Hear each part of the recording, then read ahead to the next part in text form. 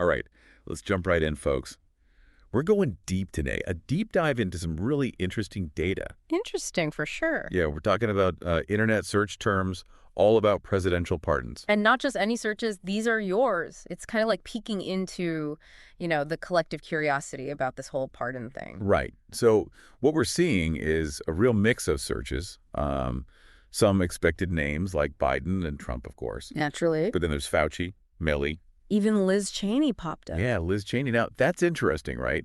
Because we usually think of pardons in a very specific context. Exactly. And the fact that you're searching for these figures who aren't typically associated with pardons tells us something. It tells us you're thinking outside the box. Right. You're looking at the bigger picture, the potential scandals, the events that could lead someone to need a pardon in the first place. And speaking of events, can we talk about the searches for January 6th pardons? Oh, yeah. And preemptive pardons, too. Sounds like a political thriller, right? It does.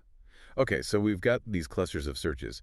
But what do they tell us about your focus within this whole pardon landscape? Well, if we zero in on the Biden and Trump searches, it's not just about them as individuals. What do you mean?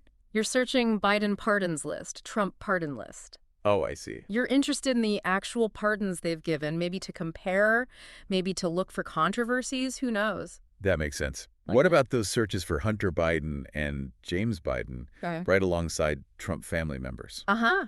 Now it's getting juicy. It seems you're digging into how family ties might influence the whole pardon process. Right. Is that a thing? Like, can a president just pardon their family?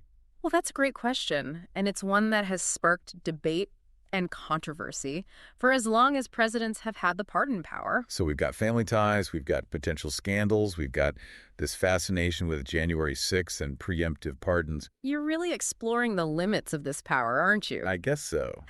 It's also fascinating and kind of unsettling. Unsettling, for sure, but also really important to understand. All right, so we've laid the groundwork. We've got the big names, the potential scandals, the intrigue of family ties, and this deep dive into the legality and the limitations of preemptive pardons. Where do we go from here? Now that we've sort of decoded your search data, I think it's time to see how these themes play out in real-world cases. Okay, that sounds good. We'll use your specific searches as our guide. Excellent. So let's shift gears. Yes, let's shift gears. And dive into the sometimes confusing, always fascinating history of presidential pardons. This is going to be good. All right, so let's dig into some actual pardon cases, controversies, the real deal, and keeping your search terms in mind. One area that really jumps out is this whole idea of family ties. Oh, yeah? Potential conflicts of interest. We see searches like, did Nixon pardon his brother, right next to Ivanka Trump pardon? It's like I'm searching for a pattern, right? Like, have presidents always used pardons to help out their family? That's a really sharp observation, and it's a question that's been debated forever. And the sources I've been looking at, do they lean more towards like the legality of it or the ethics of it? It's a good question to keep in mind as we look at these cases. Legally, nothing really stops a president from pardoning family. But ethically, oh boy, it's a minefield.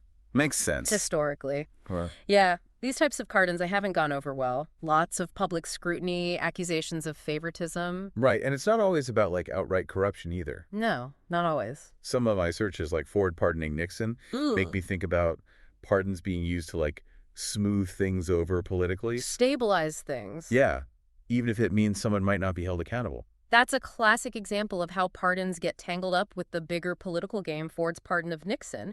Super controversial, but maybe, just maybe, it helped the country move on from a really tough time. You've got me thinking now. And you've also got searches for Clinton pardons Mark Rich. What was Scooter Libby pardoned for? Right. Those are cases where people really argued about the reasons behind the pardon. Yeah, okay, so family ties, political maneuvering, those are definitely on my radar. But there's this other group of searches I can't ignore. Let me guess, January 6th. Bingo. Searches like Trump pardons January 6th list. Can Biden overturn pardons? Heavy stuff. It feels like I'm trying to wrap my head around the legal fallout from that day. And that's where your searches point to this fascination with the limits of presidential power. Can a pardon cover actions tied to an insurrection? Can a future president undo those pardons? These are questions that legal scholars are wrestling with right now. And then there are the searches for Liz Cheney pardon, Mike Pence pardon. Adding another layer to the January 6th puzzle. It's like I'm trying to guess who might need a pardon because of what they did or didn't do that day. Exactly, and that's what makes your search terms so interesting. They're not just about the past, they're about predicting the future. Oh, wow. You're thinking about potential legal battles down the line, and this is where things get really interesting because it points to you thinking about preemptive pardons. Wait, hold on a sec. I definitely searched for preemptive pardon definition. And is a preemptive pardon legal? You did. Or we're really suggesting that presidents might pardon people before they're even charged with a crime. It's not impossible, and your searches show you're already thinking about it. It's rare, but it has happened. President Carter, for example, he gave a preemptive pardon to Vietnam War draft dodgers. Huh. I didn't know that. So I guess I'm trying to figure out if there's a precedent for using preemptive pardons in situations like January 6th. Which leads to the big question. What do your sources say about whether preemptive pardons are even allowed, especially in cases that could mess with the peaceful transfer of power? That's a good way to put it. It's not just about the pardon power itself. It's about how it affects democracy and the rule of law. It's like I'm starting with specific cases, but then getting to these bigger questions about what presidential pardons are really for and how they could be misused. You're peeling back the layers of a very complicated onion, starting with names and events, but getting to the core of what pardons tell us about power, justice, accountability in our system. So we've talked about family ties, political scandals, the legal maze of January 6th, and this whole preemptive pardon thing. What's the next layer of the onion? What's next? Well, you're clearly interested in preemptive pardons and how they might be used in the future. Sure. So I think it's time to explore what this means for presidential pardons as a whole, how they might change in our political landscape. Okay, let's do it. I'm ready to put on my future predicting hat and see what we can learn. All right, so we've traveled through history, dodged political landmines, and landed right in the middle of preemptive pardon territory. But where do we go from here? Like, what does all this tell us about the future of presidential pardons? Well, one thing that really pops out from your searches is this constant curiosity about the legal limits of this power. You know, you've got searches like, can the Supreme Court overturn a pardon, and limits on presidential pardon power. I see where you're going with this. It's like I'm sensing this shift. Like people are more aware of this pardon power, and they're not just taking it at face value anymore. Right. Especially after everything that's happened, people seem less willing to accept it as this absolute untouchable thing. It's like we're not just blindly trusting anymore. We're asking questions. And that's a good thing. That questioning, that's reflected in the search trends. We're seeing more and more searches for pardon process explain, or how does a presidential pardon work? People want to understand the nuts and bolts, see where things could go wrong, figure out who's keeping things in check. Exactly. And it's not just the legal experts or political nerds who are paying attention. Oh, I see it too in my searches. Things like, what happens after a presidential pardon? Or can a pardoned person run for office? Those are questions that everyday people have, which means this isn't just some insider baseball conversation anymore. This is about how our democracy functions. So pardons are a much bigger deal than we might realize. They have real consequences for people's lives and for how our government works. So what does this mean for the future? Are we going to see presidents using this power more or less? That's the big question, isn't it? And it's tough to say for sure. But based on your searches and what we're seeing in general, there are a few scenarios to think about. Okay, hit me with those scenarios. Well, one possibility is that presidents become way more careful with pardons, especially when things are politically charged. You mean less likely to do preemptive pardons or to pardon someone if it looks like they're trying to avoid justice? Exactly. They'll be more sensitive to how things look to the public, knowing that pardons can backfire big time. Oh, it's what else? Another possibility is that we see more legal battles over pardons, with the courts stepping in to set clear limits on this presidential power.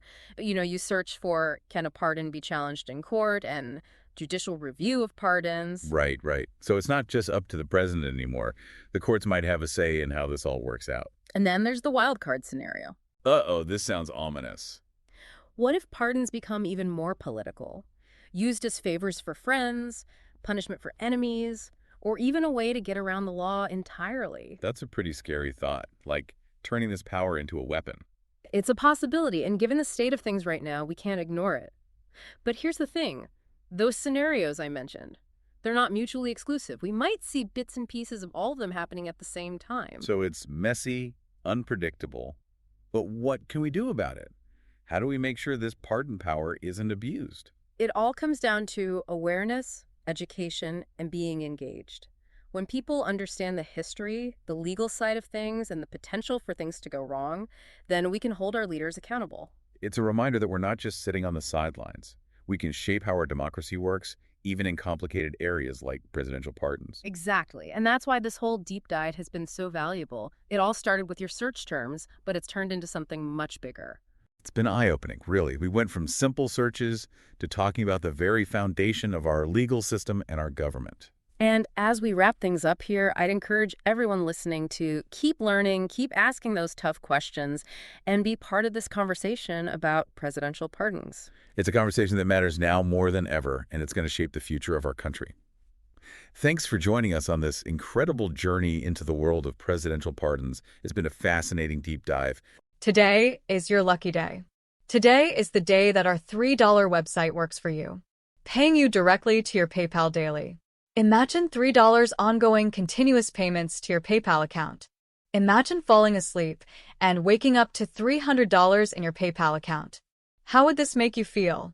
How could this help you? What bills could you pay? What kind of fun could you have? What does that retirement look like now? All for a one-time payment of $3. This website is DFY done for you, fully built and completely hosted, and never stops collecting payments for you. You have spent $3 on coffee on a regular, but that coffee won't help you create multiple streams of income. Click the link below.